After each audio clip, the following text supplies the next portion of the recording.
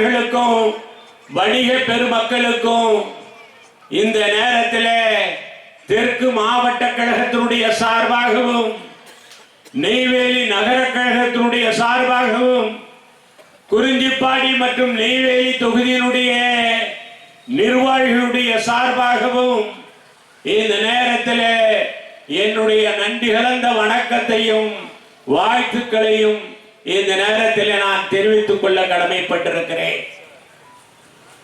வருகின்ற நிர்வாகிகள் காலத்தினுடைய அருமை கருதியும் இன்றைக்கு இருக்கிற சில சூழ்நிலைகளை கருத்திலே கொண்டு உங்கள் அனைவருடைய பெயரையும் நான் தனித்தனியே உச்சரித்ததாக எடுத்துக்கொள்ள வேண்டும் என்கிற அன்பான வேண்டுகோளை நான் இந்த நேரத்தில் வைக்க கடமைப்பட்டிருக்கிறேன். இந்த மாதம் தை மாதமாக இருந்தாலும் கூட இன்னும் மார்கழியினுடைய பனி, மார்கழி மாதத்தினுடைய குளிர் இன்னும் நிறைவாக நம்மிடையே இருந்து கொண்டிருக்கிறது. ஆக இந்த கொடியையே பனியையும் பொருட்படுத்தாமல் இங்கே இருக்கிற உங்களை எல்லாம் விரைவாக உங்களுடைய இல்லத்திற்கு அனுப்பி வைக்க வேண்டும் என்ற காரணத்தினால்தான் 3-4 நிர்வாகிகளோடு இந்த நிகழ்ச்சியை நிறைவு செய்ய வேண்டும் என்று கலந்து ஆலோசித்து முடிவு செய்தோம். இன்றைக்கு நடைபெறுகிற இந்த நிகழ்ச்சி இன்றைக்கு நெய்வேலிய மட்டுமல்ல, அனைத்து இந்திய அண்ணா திராவிட முன்னேற்ற கழகம் புரட்சி தலைவர் எம்ஜிஆரால் 1972 எதற்காக உருவாக்கப்பட்டது என்பதை இங்கே இருக்கிற நிர்வாகிகள் அத்துணை பேரும் அறிவார்கள். தாய்மார்களும் சகோதரிகளும் நீங்களும் அறிந்து கொள்ள வேண்டும், தொழிலாளர்களும் அறிந்து கொள்ள வேண்டும். புரட்சி தலைவர் எம்ஜிஆர் நேராக திரைப்படத்துறையிலிருந்து உடனடியாக முதலமைச்சராக நான் இந்த நாட்டிலே தேர்தலை சந்திப்பேன் என்று சொல்லி வரவில்லை. புரட்சி தலைவர் எம்ஜிஆர் தன்னுடைய தலைவராக அண்ணனாக ஏற்றுக்கொண்ட பேரறிஞர் பெருந்தகை அண்ணாவை திராவிட முன்னேற்ற கழகத்தினுடைய தலைவராக இருந்த அண்ணா அவர்களை இந்த நாட்டினுடைய முதலமைச்சராக உட்கார வைக்க வேண்டும் என்று எண்ணி வாக்கு கேட்ட ஒரே உத்தம தலைவர் புரட்சி தலைவர் எம்ஜிஆர் அவர்கள். ஆக புரட்சி தலைவர் எம்ஜிஆர் அவர்கள் நாட்டு மக்களை சந்தித்து அவர் எண்ணியபடியே இந்த நாட்டினுடைய முதலமைச்சராக பேரறிஞர் பெருந்தகை அண்ணாவை முதலமைச்சராக உருவாக்கி காட்டிய ஒப்பற்ற தலைவர், மனித புனிதர், மாணிக்க தலைவர், பொன்மேனி தலைவர் எம்ஜிஆர் அவர்கள். இன்றைக்கு இருப்பவர்களை போல நான் வந்தால் முதலமைச்சராகத்தான் வருவேன், முதலமைச்சராக வந்தால்தான் இந்த நாட்டு மக்களுக்கு நல்லது செய்ய முடியும் என்று எண்ணிய தலைவர் அல்ல எம்ஜிஆர். தான் வருகிற நேரத்திலேயே பசியை பற்றி அறிந்த காரணத்தினாலே இந்த நாட்டிலே எந்த சிறார்களும் சிறு குழந்தைகளும் பசி என்று சொல்லக்கூடாது என்று எண்ணி ஏங்கிய புரட்சி தலைவர் எம்ஜிஆர் அவர்கள் வரலாற்று சிறப்பு மிக்க சத்துணவு திட்டத்தை தந்த சரித்திர நாயகன் புரட்சி தலைவர் எம்ஜிஆர் அவர்கள். அப்படிப்பட்ட ஒப்பற்ற தலைவர் பேரறிஞர் பெருந்தகை அண்ணாவை முதலமைச்சர் நாற்காலியில நாட்டு மக்களுடைய ஆதரவோடு அமர வைக்கிறார். எல்லோரும் ஆடைகளையும் புத்தாடைகளையும் கைத்தறி ஆடைகளையும் மாலைகளையும் கொண்டு அண்ணாவிற்கு அறிவிப்பதற்காக வருகிறார்கள். அவை அடக்கத்தோடு இன்றைக்கு எல்லா விதத்திலேயும் புலமை பெற்ற தலைவர் பேரறிஞர் பெருந்தகை அண்ணா அவர்கள் சொல்கிறார்கள், இந்த மாலை மரியாதைக்கு சொந்தக்காரர் என்னுடைய தம்பி எம்ஜிஆர் ராமாவரம் தோட்டத்தில் இருக்கிறார், அவருக்கு கொண்டு போய் நீங்கள் இதையெல்லாம் அணிவீங்கள் என்று சொன்ன தலைவர் பேரறிஞர் பெருந்தகை அண்ணா அவர்கள். ஒரு மனிதன் தான் வாழ்ந்த காலத்தில், ஒரு மனிதன் தான் வாழ்ந்ததற்கு பின்னாலே இறந்த காலத்தில் ஒரு முக்கிலே நின்று 4 பேர் பேசுவார்கள். அவருடைய பூத உடல் செல்லுகிற நேரத்திலே பேசுவார்கள். போராம்பாரியான்னு சொல்லுவாங்க. அதே நேரத்தில் நல்லவராக இருந்தார், தெய்வமாக நின்று இந்த நாட்டு மக்களை காப்பாற்றிய தலைவருடைய பூத உடல் செல்கிறது என்று சொல்வார்கள். ஆக அப்படித்தான் புரட்சி தலைவர் எம்ஜிஆரே சொன்னார், நாம் இந்த நாட்டு மக்களுக்கு என்ன செய்தோம், நம்முடைய வாழ்க்கையில் நாம் எப்படி நடந்து கொண்டோம், மற்றவர்களிடத்திலே நாம் எப்படி நடக்கிறோம் என்பதை நம்முடைய இறப்புக்கு பின்னாலே ஏன் ஒருபடி மேலே போய் என்னுடைய இறப்புக்கு பின்னாலேயும் என்னை எத்துணை பேர் வாழ்த்துகிறார்களோ அதுதான் நான் வாழ்ந்த வாழ்க்கைக்கு அடையாளம் என்று சொன்ன தலைவர் புரட்சி தலைவர் எம்ஜிஆர் அவர்கள். ஏழுமலை கூட பேசுகிற நேரத்தில் சொல்லிவிட்டு போனார், ஒரு மனிதன் ஒரு நாட்டிலே இறந்து 39 ஆண்டுகள் ஆகிறது.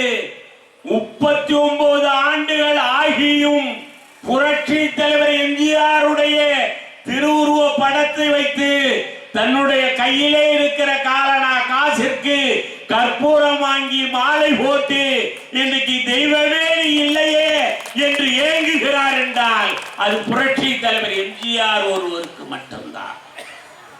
அதனால்தான் இந்த நாட்டினுடைய கயவன், இந்த நாட்டினுடைய நச்சு பாம்பு, இந்த நாட்டு மக்களை வாழ வைப்பார் என்று சொல்லி புரட்சி தலைவர் எம்ஜிஆர் கருணாநிதியை முதலமைச்சர் ஆக்கினார்.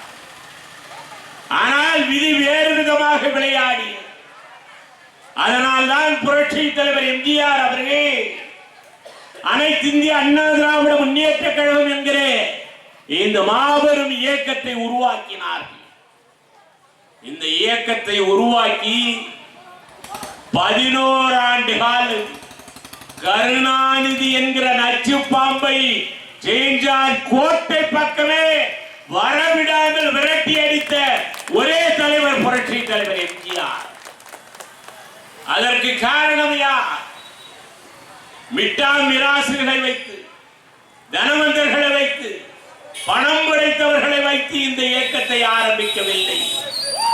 சாதாரண இளைஞர்களை, விவசாயிகளை, தொழிலாளர்களை வைத்து இந்த இயக்கத்தை ஆரம்பித்த தலைவர் புரட்சி தலைவர் எம்ஜிஆர் அவர்கள்.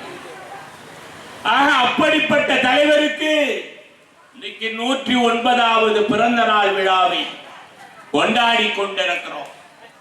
இன்னைக்கு ஆட்சியாளர்கள் என்னென்ன செய்து கொண்டிருக்கிறார்கள் என்பதை எல்லாம், இன்னைக்கு மின்சார கட்டணத்தில் இருந்து, விலைவாசி உயர்வில் இருந்து, இன்னும் ஒருபடி மேலே போய் குடிநீர் வரி, சொத்து வரியிலிருந்து எல்லாமும் உயர்த்தப்பட்டிருக்கிறது. இன்றைக்கு சிறுமிகளிலிருந்து வயதானவர்கள் வரை யாருக்கும் பாதுகாப்பு இல்லை. சட்ட ஒழுங்கு சீர்கேடு உற்ற நிலைமையிலே இருக்கிறது. ஆக ஆட்சி அதிகாரத்தில் இருக்கிற ஸ்டாலின் இன்றைக்கு முதலமைச்சராக தன்னுடைய அதிகாரத்தை பயன்படுத்துவதற்கு ஒரு துப்பில்லாத முதலமைச்சராக இன்றைக்கு ஸ்டாலின் இருந்து கொண்டிருக்கிறார். ஆக அதைத்தான் நாங்கள் கண்டிக்கிறோம்.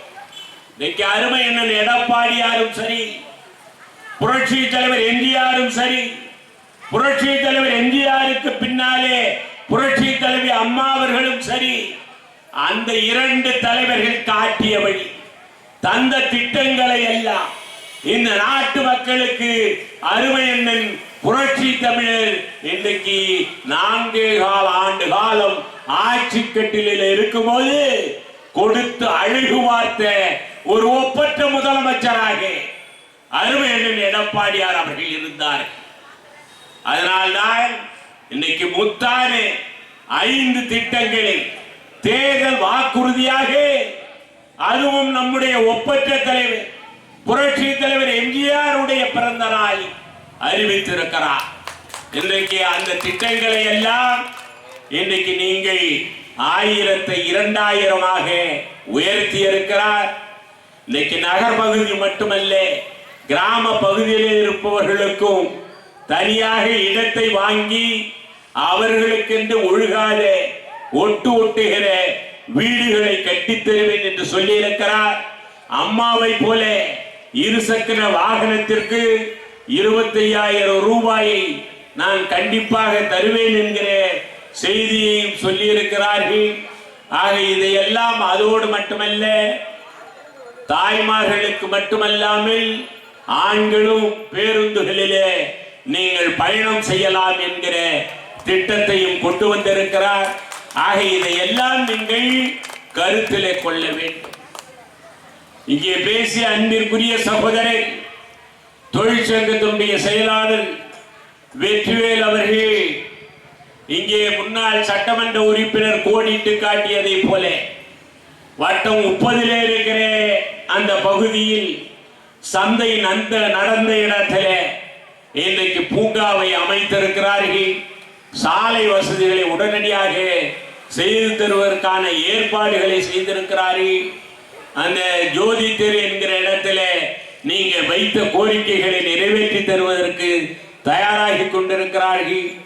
அதே போல வட்டம் 21 நீங்கள் இந்த பகுதியில என்ன கோரிக்கைகளை எல்லாம் வைத்திருக்கிறீர்களோ இந்த பகுதியை பற்றி உங்களுக்கு நன்றாக தெரியும். நெய்வேலியை பொறுத்தவரை இது தொழிலாளர்கள் நிறைந்த பகுதி. இங்கே பேச்சுவார்த்தை சங்கமாக நம்முடைய அண்ணா தொழிலாளர் ஊழியர் சங்கம் வெற்றி பெற்று அவர்களுடைய பணியை ஆற்றிக் கொண்டிருக்கிறார்கள். எனவே அந்த வகையில உங்களுக்கு உறுதுணையாக இங்கே நம்முடைய அண்ணா தொழிலாளர் ஊழியர் சங்கம் பணியாற்றும் என்பதை நீங்கள் எல்லோரும் இந்த நேரத்தில் புரிந்து கொள்ள வேண்டும் என்கிற அன்பான வேண்டுகோளையும் நான் இந்த நேரத்தில் வைக்க கடமைப்பட்டிருக்கிறேன்.